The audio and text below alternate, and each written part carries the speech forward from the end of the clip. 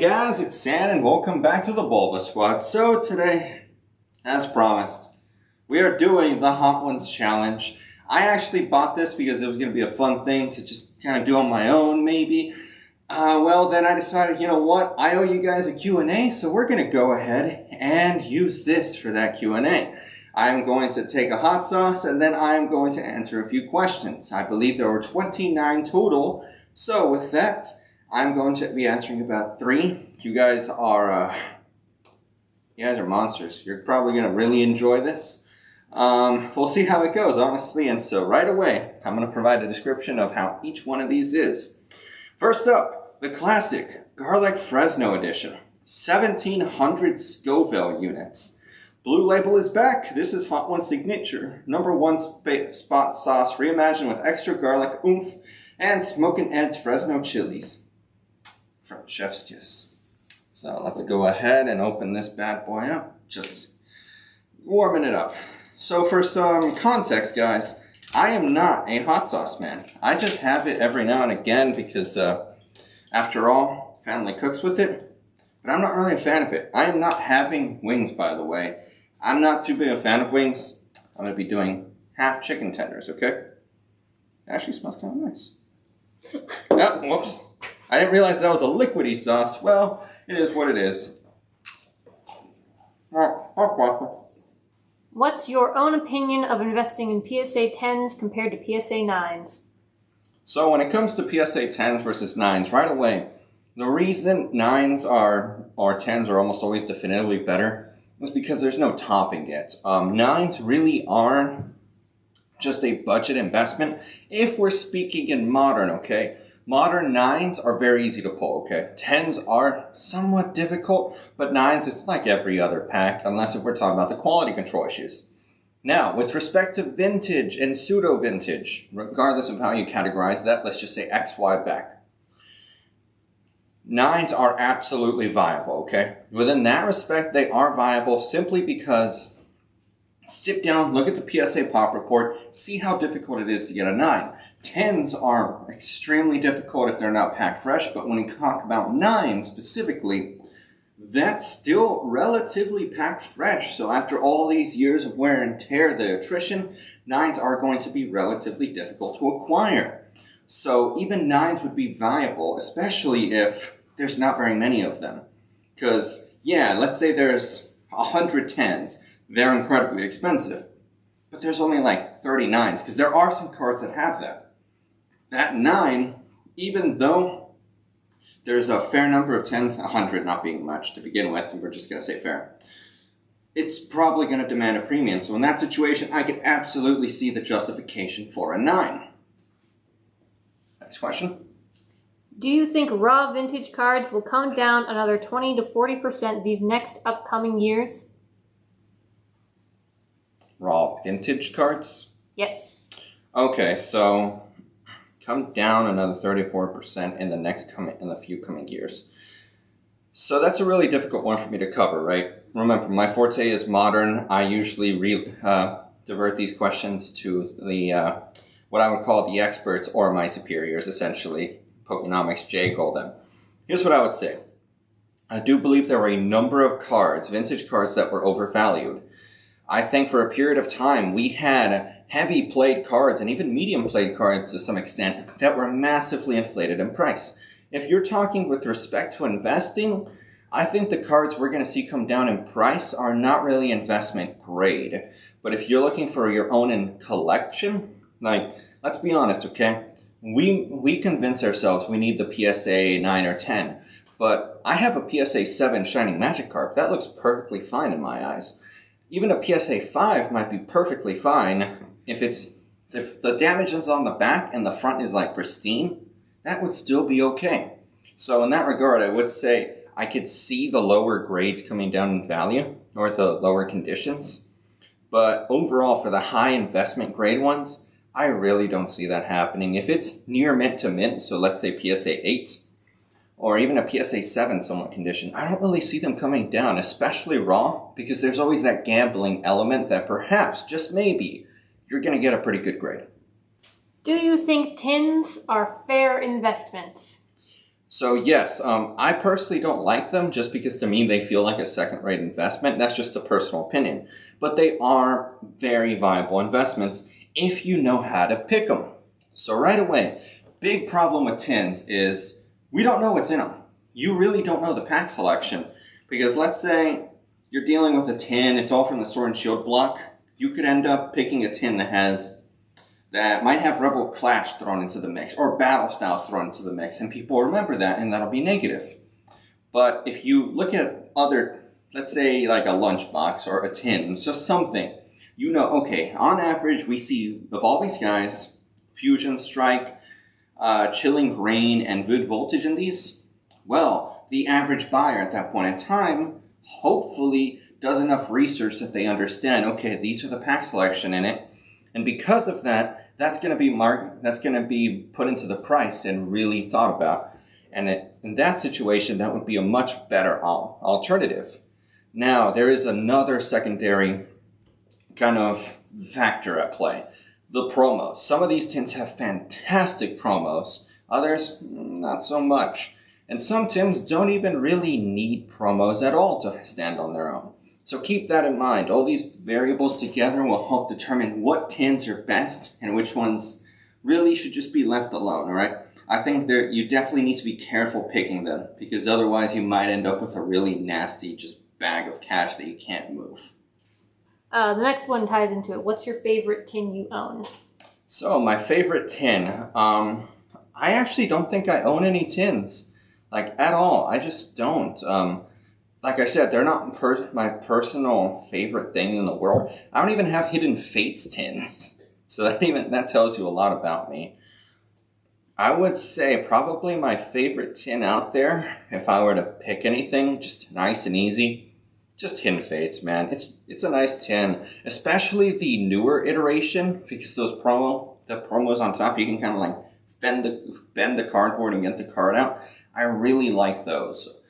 To my knowledge, there's no special Gyarados tin other than the Hidden Fates that has a really nice card I like. And the Gyarados from Hidden Fates, I'm kind of sick of looking at that. I've moved a lot of those cards. But that would be about it. Sorry I couldn't give you that good of an answer. I just don't play with tins. Alright, next up on the table, we have the Yellowbird Bliss and Vinegar, 6,200 Scoville units.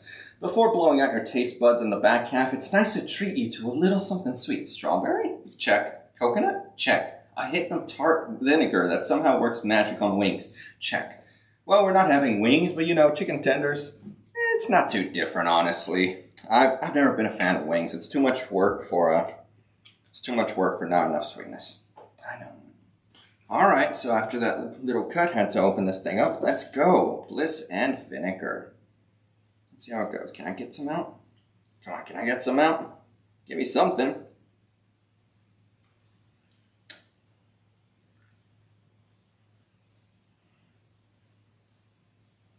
Ah, there we go. Okay. Did a little bit of struggling. There we go. Let's see.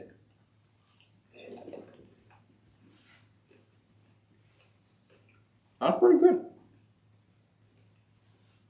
I can taste. There's definitely a little bit of spice there. But this is nothing by comparison to what I have to deal with later. Ready? Mm-hmm. Alright. Would you ever have time for market recap highlights of the week or PWC big auction highlights, etc.? So the thing with PWCC is I never really found it interesting looking through it. And there's not a whole lot of Modern gets moved. Market highlights of the week. Again, Modern is pretty simple. There's a lot of people who already cover it. I feel like it would have just been redundant if I cover it personally. And what was the other thing he mentioned? Big auction, PWC highlights, and then market recaps.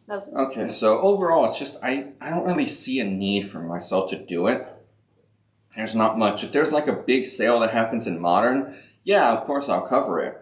But there's not that much that really happens. And really it's just me kind of going after whatever misinformation may be occurring and targeting that. Other than base set and the first few sets that followed Jungle/Fossil, if Pokemon magically stopped after the Sword and Shield era, which era in its 25-year history would be wildly remembered and most sought after in the long run, and why? I actually can't tell you that, man. And it's so many things changed. That one really is a very predict the future question in that regard, and I just couldn't tell you. Sentiments change all the time, so a lot of people didn't like Sword and Shield, yet look at how it's selling. A lot of people felt torn about the Z moves from Sun and Moon because they felt absolutely out of place and ridiculous. Yet look what happened to the tag team sets. A lot of people didn't like Megas at release, yet now they are a beloved thing. So you see how sentiments really change? There's no way for me to precisely say which generation or set will be the standout in the long run. If I could do that, well then I'd absolutely be filthy rich by now. But it's just, no, I can't do that because again, sentiments change. To further drive this point home, let's take Steam Siege for example. Steam Siege was regarded as this horrible set that absolutely nobody wanted anything to do with. It was literally killing card stores, even Crimson Invasion as well.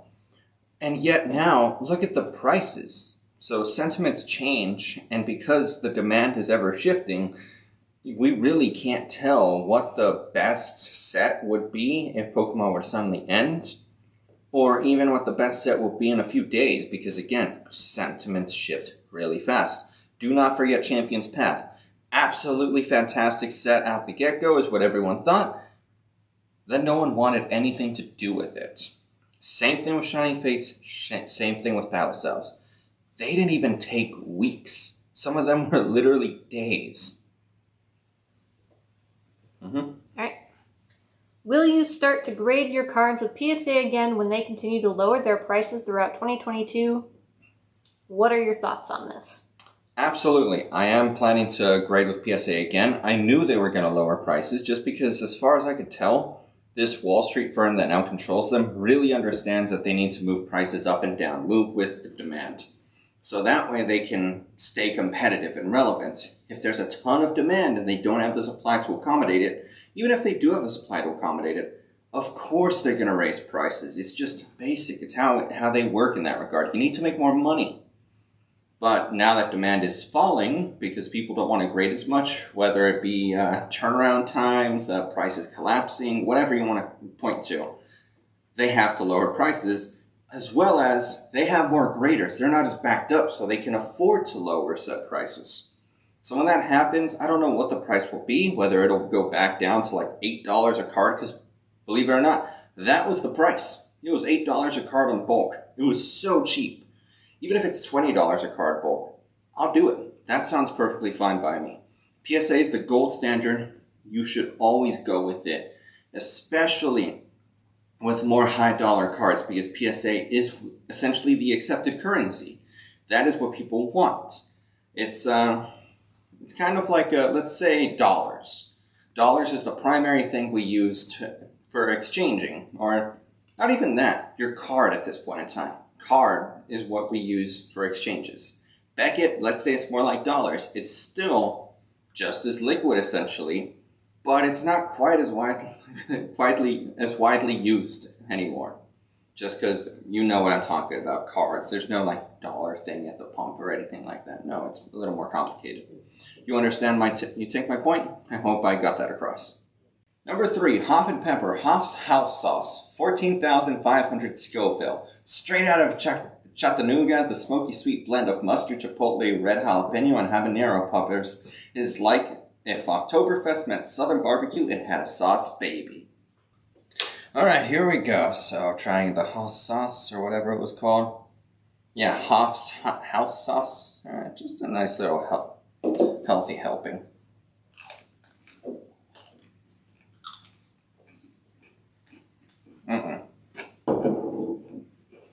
I do not like that flavor. I don't like jalapeno, so not surprised. Ready? Do you think the Japanese Charizard VMAX from the starter set is a good pickup?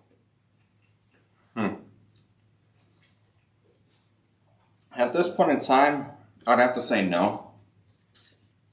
Also, for those of you who think I'm wussing out and drinking water for spice, no. This is super dry chicken. I wish I had made chicken for this. You try eating some leather. But, that's what I'm saying. At this time, I would say no, because all of the good gains, essentially the good price that you could have purchased it at, the smart moves that could have been made, have already been made on that product, especially with the English counterpart. If you can find these decks or these Japanese Charizard VMAXs for a really good price, then I could see the justification for them, because I would say the Japanese one is overall better quality. I do like it, but keep in mind, they are less liquid at the same time. I hope that answers your question. What do you think about the Chinese Celebrations boxes? How much value can you speculate these will hold in the long term, especially since the box arts have big hitters like Charizard, Blastoise, Umbreon, Rayquaza, and Gardevoir? Alright, so for those shiny, or those Chinese boxes, sorry, my editor, the way she pronounced it, made it sound like shiny, but Chinese boxes, I know exactly what you're talking about. Be careful with them, okay? So one of the people in my Discord brought it up, and it's a very important thing. Pokemon cards are written in traditional Chinese. Well, here's the thing. Most of China does not actually read and understand traditional Chinese. They use simplified Chinese. So for a good example to you guys, imagine Shakespearean English. Yes, you probably can understand it, but it's going to require some more work. I don't know if it's a one-to-one comparison, because, of course, I don't speak Chinese. But you kind of take my drift. You kind of understand that Shakespearean English is not the same to our modern-day English. So you're going to have a much smaller demographic in China that you might want to sell to. But I understand, obviously, we don't buy Japanese cars to sell to the Japanese. So I do understand that argument. I do want you to kind of know that, and don't let that be one of the big deciding factors in the purchase. I do think those boxes are incredibly unique and definitely have aesthetic appeal. But remember, I think those will be purely sealed product cosmetic boxes. Do not crack them. If someone decides they want the matte or anything like that, fantastic. They can buy a sealed box from you, and then they can crack it themselves. But if you crack that box for any reason, it is going to be substantially less liquid. Alright. Do you believe Rebel Clash could do well in the next 5 years compared to other Sword and Shield booster boxes? Rebel Clash in the next 5 years compared to others. So that's a really difficult one. So me personally, I don't like Rebel Clash. But it does have starters. That I do have to give it credit for. While starters do not automatically tell you a set's going to succeed, they do indicate that at the very least, should that generation of children actually grow attached to them and grow up, well then there's going to have they might have some level of nostalgia for them. Who knows? But that's extremely speculative. By comparison to the other sets around it, I would say it's on the weaker end, okay? Darkness Ablaze, I think I have to put at the very bottom. It doesn't have much going for it other than Charizard VMAX. Then we have Vivid Voltage, who has dramatically been weakened by the existence of Brilliant Stars, or VMAX Climax. And above that, I would put Rebel Clash, sadly. I know my top 10 list was kind of weird, but hey, you could change your mind, alright? So I do think Rebel Clash is not at the bottom. But that being said, I think there are better options.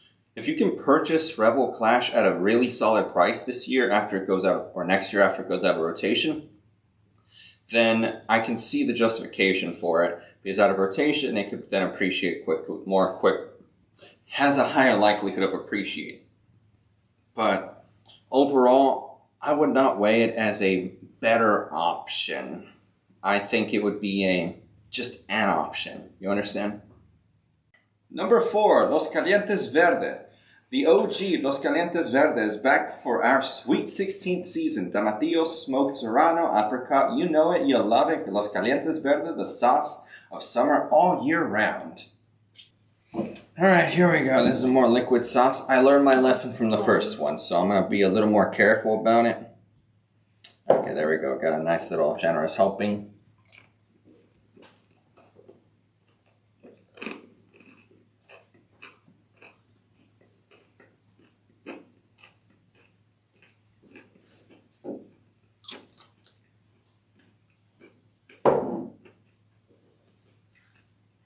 Mm-mm. Alright. Do you have any plans for 2022? Mm-mm. So for 2022, I don't know if you're talking in respect to Pokemon, my life, whatever. Life. Well, I'll just answer in general. Currently still working on the whole medical path. Really got to figure that out. Life, you gotta figure it out along the way. Pokemon, I'm not really going to do anything until about August because I'm waiting for the rotation. At that point in time, I'm going to decide what am I going to purchase, what am I going to leave alone, and I'm going to make my calls based off of that. And until then, I'm just going to keep making content, monitoring the market, having fun. Oh yeah, I am keeping an eye on that stamp box. I would like for it to get cheaper just to add one to the collection. And if I see some form of regularity that doesn't quite line up with what I think it should be valued at, you bet I'm going to jump on that. Mm-hmm. Do you have any plans for the channel for 2022? So for the channel, I'm hoping to do more fun content kind of like this. I'm definitely getting more comfortable in front of the camera, understanding what I'd like to do. The fact that I'm doing what I want to do, and it's alright if there's a little bit of kind of mean-spiritedness and me kind of railing on some bad ideas out there, because it is what it is. If you understand the whatever creators that I end up railing on in their video, they'll understand that it's not against them, it's against the idea. And if they take it to heart, well, they take it to heart. And that's all there will be to it. And I definitely want to have a little more fun, because as you can tell, I'm doing things a little more differently. I'm hoping to do a few live streams every now and again, just talking to you guys, because I remember you guys really did enjoy that. The video game live streams, it didn't seem like you guys really took to that, so just you and me will go at it, and you get to ask some Q&As, so that's kind of what I have in mind for next year. And I'm hoping to just stay consistent with you guys. Did you ever see this channel having nearly 3,000 subscribers at the beginning of this year or in general? So, actually, I had hoped that we would get to 1,000 at some point. Not 3,000, I didn't expect that, and I'm perfectly fine with it. Sarah did not expect us to break even 1,000. She had very low hopes. I did not expect what happened in July. Was it July or August? When we just suddenly exploded by an extra 1,000 in a month? That was insane. And then I kind of botched it up. Essentially, when that explosion happened, I felt pressured to have to keep doing things. And that made me become inconsistent. And it made the quality of content go down a bit. And I realized, you know what? I just need to accept what happens. Views be damned. Views go down, views go up. I'm going to be consistent, make good content, have my fun, and you guys will join me or you will not. That is entirely up to you guys. And if you guys join me, thank you. It's very nice doing this with friends, because I do consider my audience members to kind of be like friends. Number 5, Hotheads Official, Revolutionary 57,000 Scoville. Though it's from Pennsylvania, I believe that's what PA, this buffalo-style sauce balances the burn of scorpion peppers with a bevy of savory ingredients and tang that would make camera guy Bill proud. Alright, here we go. Number 5, let's see how it goes. A fair bit of spice on there.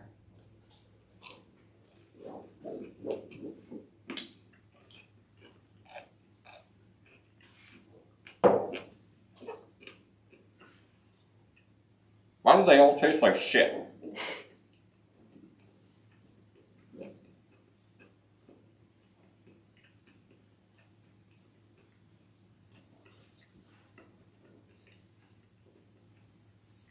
Okay, I'm starting to feel that one. Oh yeah, I'm starting to. Ready? Mm-hmm. Alright. Will your editor ever return to make videos herself like we saw a while ago? You may answer that one. I don't know.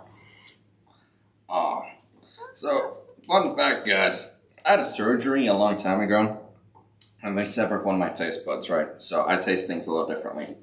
When I have spiciness, and then I drink something, it gives me like the nastiest aftertaste I have ever had. So, the chicken is dry.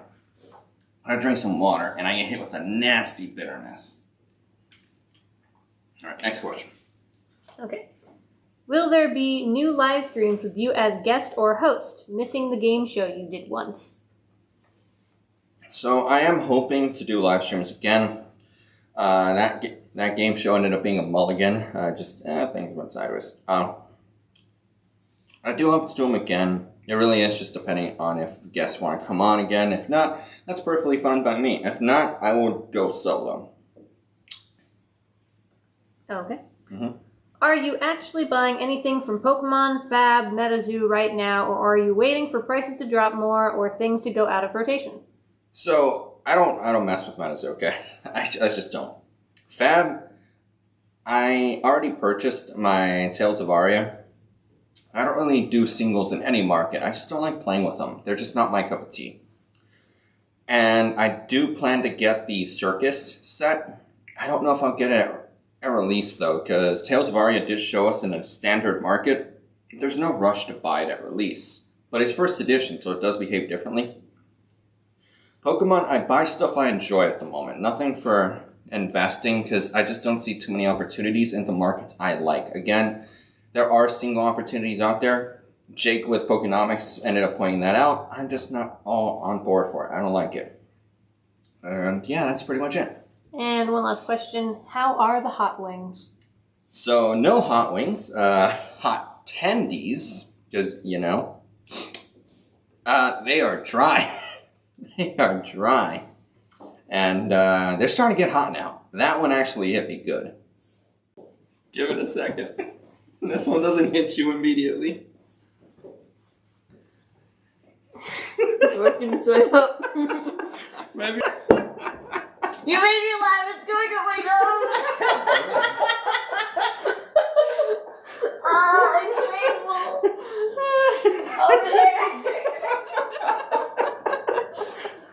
Alright, now we're on to number 6. Señor Lechuga. Señor Lechuga. Oh, I know, it's 67,000 Scoville, so 20% higher than the last one. Señor Lechuga is all about the ingredients. Sour black lime and buffalo ginger mix it up with guajillo and pasilla peppers on the front end. Ghost pepper heat comes in late with the fiery finish foreshadowing what's to come in the back half. Oh my god, back half of this spice? Yeah, I felt number 5. I got 5 left, guys. I kind of don't want to do it, but you know, a promise is a promise. We got to go for it.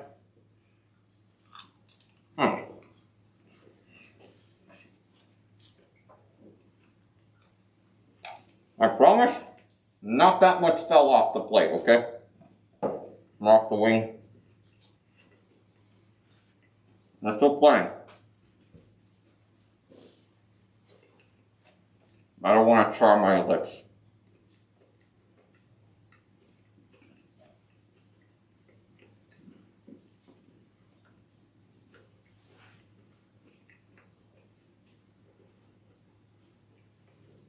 So dry.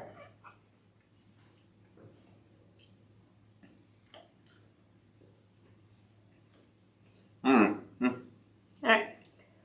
What are your thoughts on the Dragon Ball Super TCG investment-wise, short-term and long-term?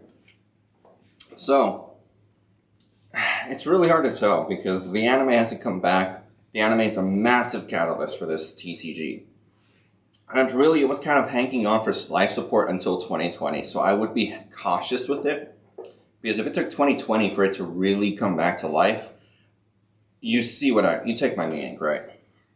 So be careful with it. I see there's potential for a bump, a minor boom or a catalyst for when the anime restarts. I don't know about the movies. I haven't actually watched what happens when a movie releases. Okay. What should be my mindset when investing long-term in Pokemon sealed products? So when you're going... So first and foremost, determine this is an investment, okay? That is what you are deciding this is. Do not mix your feelings in with it. A lot of people argue that you should mix your feelings in with it because it's going to make you not want to sell. But that's stupid, okay? Straight up, that's stupid because then you'll let greed get involved. You'll think, I don't want to sell it. I like it. I can make more money, but I'll still be happy if it goes down. That's not what you want to do. Go in, decide this is inventory, this is what I'll sell, and this is my actual collection. Once it is in inventory, do not move it out of that category. I'm making a kind of like trilogy series. You already saw the first video. I released it. You're going to get the other two next week. That's going to give you a good idea of kind of the mindset you need to be into to invest. Just watch those 3 and they will give you a good idea. All right. How do I rid myself of FOMO? So ridding yourself of FOMO is extremely difficult, and it's a case-by-case basis. First, I'll only tell you what works for me. I focus right away on the fact that none of what we're seeing is rare, period. Almost nothing is rare other than trophy cards. The only thing that will ever bar you from getting anything you see on the market right now is price. And money is really just a matter of time. As you grow older, your income is going to increase, your buying power is going to increase, offsetting the prices that have increased.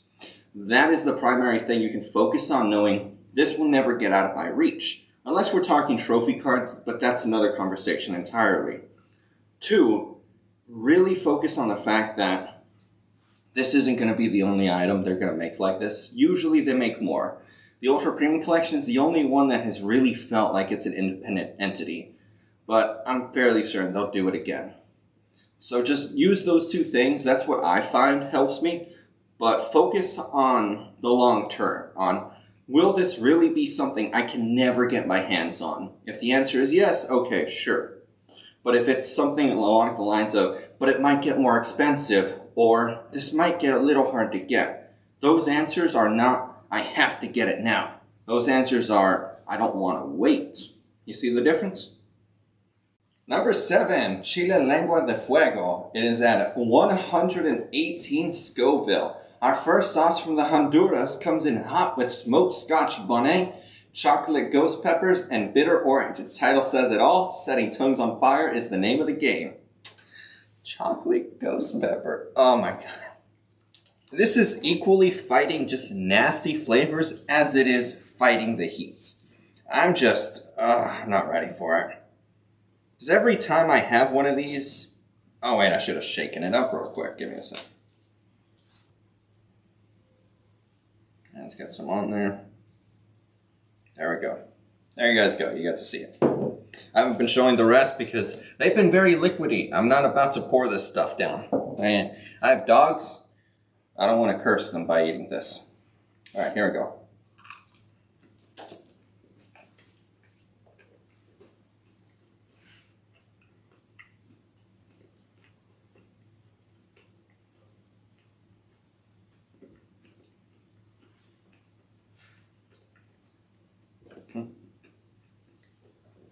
All right. Could you make a video about your Pokemon sealed products collection and tell us about them, showing them one by one?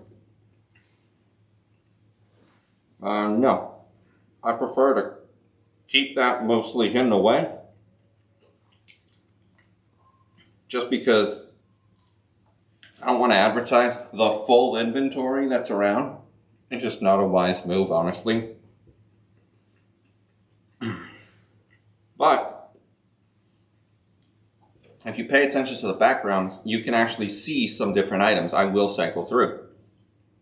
I will definitely talk about items whenever it's pertinent to the situation, or if there's something specific happening that really makes me think that I have to talk about this topic again. You know, that's your answer. Okay. Ready? How old are you, and which city do you live in? That's a mistake. That bitter taste. Okay.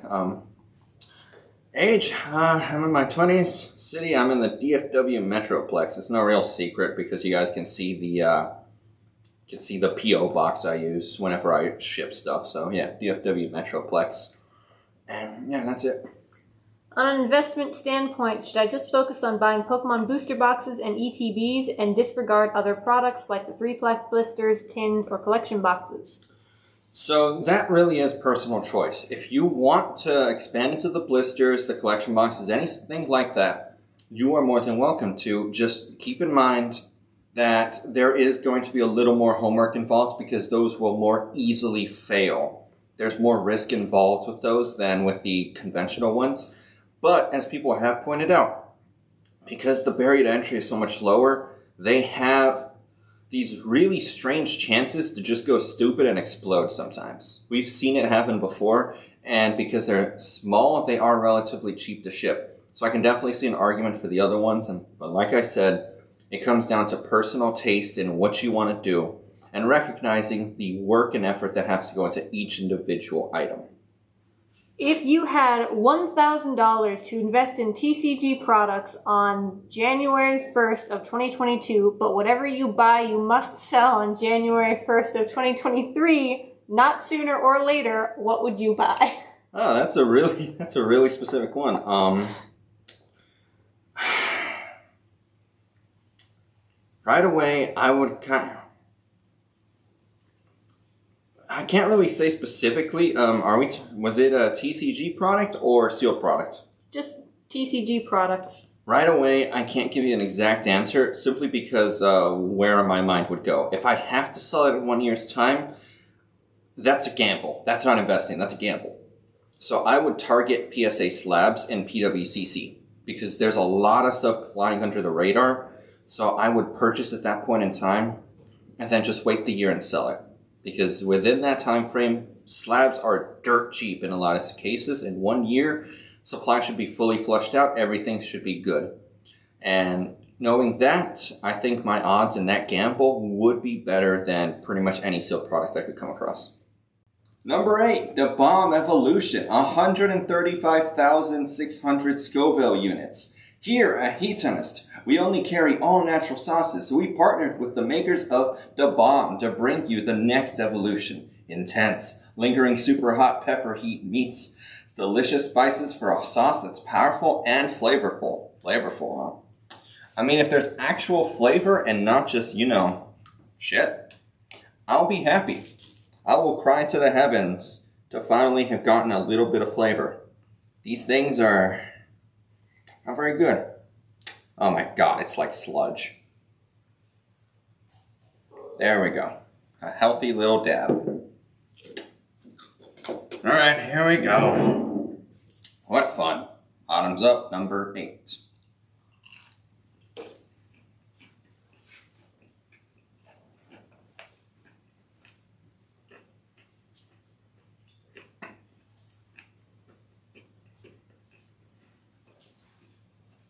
Oh yeah. It's hitting.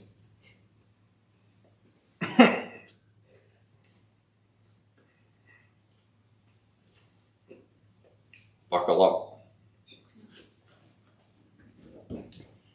Woo!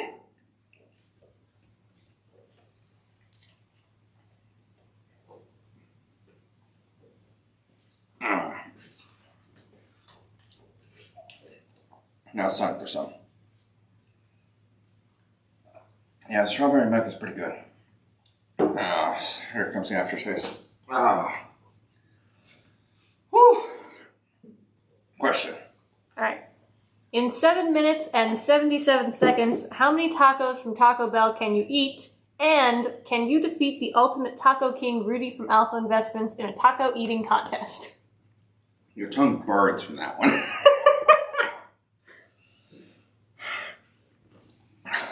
I don't think so. Rudy's bigger than me.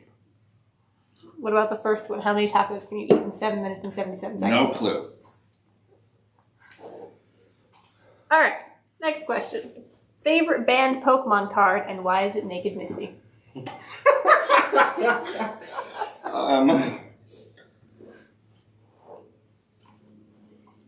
Misty is pretty good. I like the Grimer. Ready? The little pervy Grimer. Okay, next question. What is your ranking of the best TCG card game opportunities based on risk/reward in the short term to medium term, 6 to 18 months? Fab. I really don't know about MetaZoo. MetaZoo is like kind of messed up. What was the other one? So the Pokemon upcoming Kickstarters is like the best TCG card game opportunities. Magic the Gathering would be in there. I really don't know anything about Magic. Just follow Papa Rudy. He's usually right on Magic. I trust him. I got Fab. MetaZoo if you're willing to gamble and lose it all. And Pokemon. Okay. Ready for the next one? What do you think about the 62.5 thousand MetaZoo CN2 USA print size? Too large or too small based on current life cycle and state of the game, pros and cons? I don't know what any of that Okay, is. say the first part again. I need to know the sets. What do you think about the 62.5 thousand MetaZoo CN2 USA print size? Is that too large or too small? I do not think it is enough, okay? So here's the thing. Let's say MetaZoo does have a big enough fire base. I don't know that. I can't tell you if it does or doesn't. But I can tell you this. If you're a growing TCG, you want the product to get to people, and you want it to try and be a little cheap. Especially since it's not first edition. So I don't think it's enough product. Alright, I'm mostly under control. Alright, number 9, Hellfire. 699,000 Scoville. Known for heavy metal labels and insanely hot sauces, Hellfire cranks up flavor and heat to 11 with his penultimate sauce in the lineup, featuring black garlic curry and, oh yeah, Carolina Reapers. Honestly, guys, number 8 did fuck me up a little bit. That was not great. It was about 5 minutes of suffering. It hurt to breathe out, which made talking that much worse. So you can imagine, number 9. This is not going to be pleasant, okay? You guys better appreciate what I do. Not so much.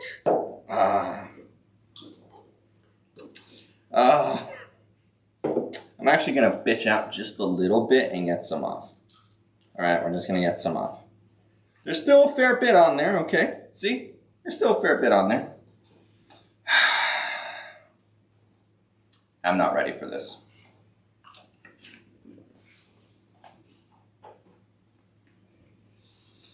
Oh, okay.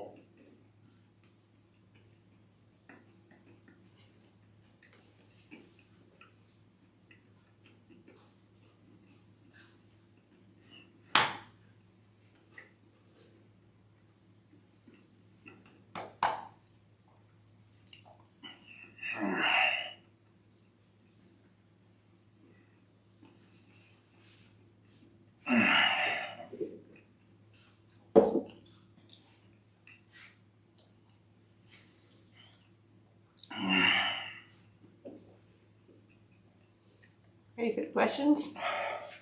No. Actually, start it. Okay. With regard to new TCGs, there is a perception that early vintage opportunity rapidly expires after the alpha printing or after a few sets releases. What is your opinion of when we evolve from vintage era and when opportunity deteriorates in that short to mid-term? And is it print size based, customer size based, time sense, alpha, Kickstarter, first edition release, and or other factors?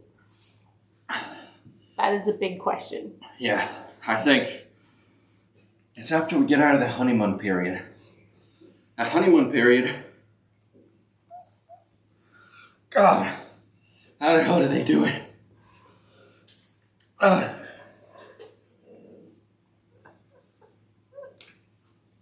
Honeymoon period, where it's easy to buy, or it's easy to sell. You have a lot of confidence. Everyone seems to love it. And it seems very liquid. But, and there's a player base. It's essentially after an extended consolidation period, I think. Where nothing's really happening anymore. And it's just super calm. Pokemon, gotta have that. We went through a really big lull for a while That's why the print runs got smaller, all the way into the what do they call it? E-series. As well as, obviously, there is a time component. Time has to pass. Vintage is really subjective. When Pokemon, we decided Watsy was vintage. Oh my god. Watsy was vintage. When in baseball, you aren't vintage until it's been like 50 or 60 years. 15 years ain't nothing. And I do think there is a mixture. There has to be a gap in between the buyer pools. That one actually almost got me. When I first ate it, I almost threw up. Just really nasty. These are just tasting worse and worse. But we have the originals who grew up with it, who are now in their 30s. We have the new kids who have never seen Watsy in their life. Normally, other than in card stores, and they get their exposure through games. Let's say, I'm going to use Fab as an example. I think the first couple sets will probably be vintage in the future. After that, who knows where they'll draw the line. But I know for a fact the first three are going to hold a special place. And are going to be distinct from the rest. Possibly even the first four. What was it? WTR, Arcane, Crew. Yeah, the first three. Alright, next question. Alright. What data point would signify that MetaZoo is a better established game that is likely to survive or thrive for many years? First, I want bigger print runs. When we have bigger print runs, I'm going to feel like they understand how it is they really need to please people. This can't just be a stalking game. It can't just be a game where you're just in it for money. There has to be some level of passion driving it. Right now, I truly do believe the passion behind it is far smaller than the than the speculation. Speculation is like building in a house of cards. If I can look at and at face value tell you that there is a lot of passion all around, that will be a great indicator, as well as I want a much bigger player base. They are like pillars on the foundation. They create a baseline for consumption, especially in a first edition model. Next. Do you see opportunity in new Kickstarter games in general and or specific games? And if so, what factors do you look for in a game that is more likely to succeed? So, I haven't really been paying attention to Kickstarters. It's kind of like the 90s with the sports card or the card markets. A ton of card games came in, almost every one of them failed. That's going to happen again. It's going to happen again. I would not trust it. Just because of that reason, you're really just trying to pick a winning lottery ticket. Fab really was just a lucky thing, okay? And remember, it was kind of just not moving, period, for months and months. And because of that, it kind of built a quiet player base. It built a quiet fan base. But it's just the opposite. Whether that works or not, only time will tell. Next. Distinguish between traditional and simplified Chinese, please. So, I don't know if that's a video suggestion. I actually did. I already distinguished between it, but I'll do it again real quick. Basically, simplified is the version that everyone uses. It's essentially the common American language. Think about it like that. And then traditional would be kind of like Shakespearean. That's a good comparison, I think. Obviously, there are differences, but you get my point. Number 10, the last dab, Apollo. 2 million plus Scoville units. Jesus fuck. You don't have to if you don't want to, but it's tradition around here. The last dab Apollo is packed with peppers from the diabolical fields of Smokin' Ed Curry, fortified with Apollo pepper powder and Apollo distillate. It's time to add an extra dab if you dare. I'm gonna go with a smaller piece so I don't have to chew it quite as long, because chewing is fucking awful. Oh my god. I'm not ready for this, guys. The last one did give me a little bit of a problem, so you know, gotta be ready in case we got technical difficulties.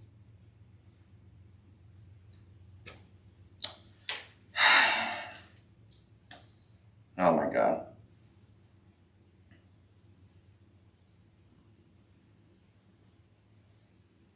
That's what I'm gonna go with.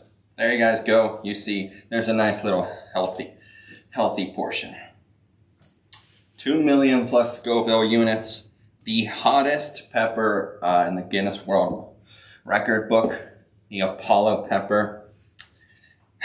And the last dab, Apollo. All right, lift off.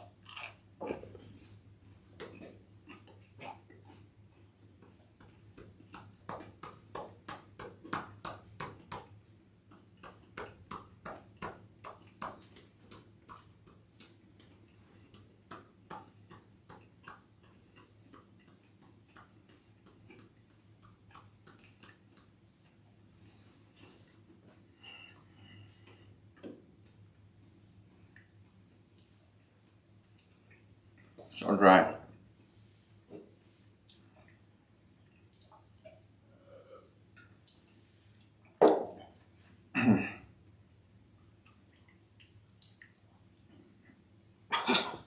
Oh, that bitterness.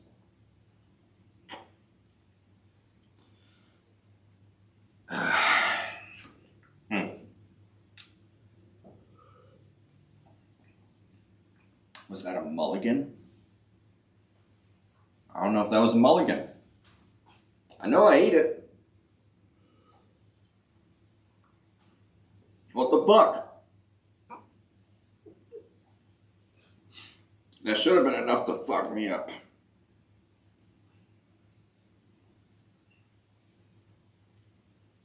Most anticlimactic end to this series. All right. What the fuck? Wheel.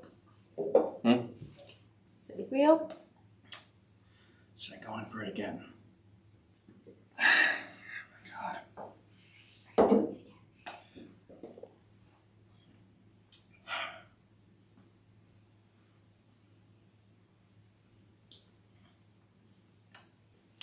Alright, we're gonna do a second take because I don't want no one calling me a bitch. And then I actually did in fact eat this thing. Here it is again. We're doing it a second time. First time we tried to lift off, didn't go great, so we'll see this time.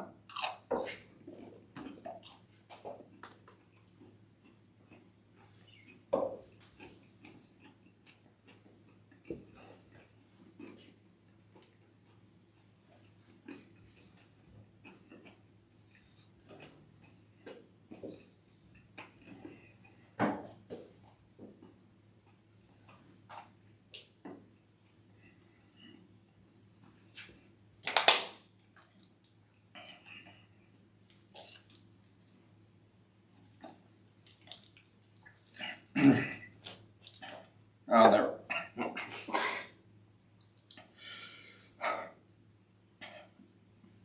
Now then.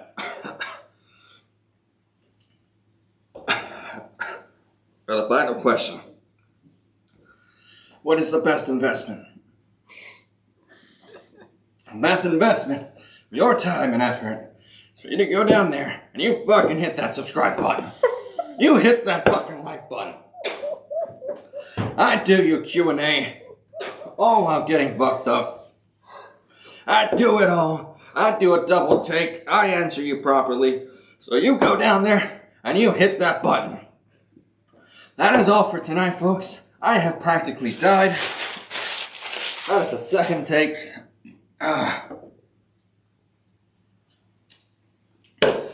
I hope you guys enjoyed the video, and I'll see you guys next time.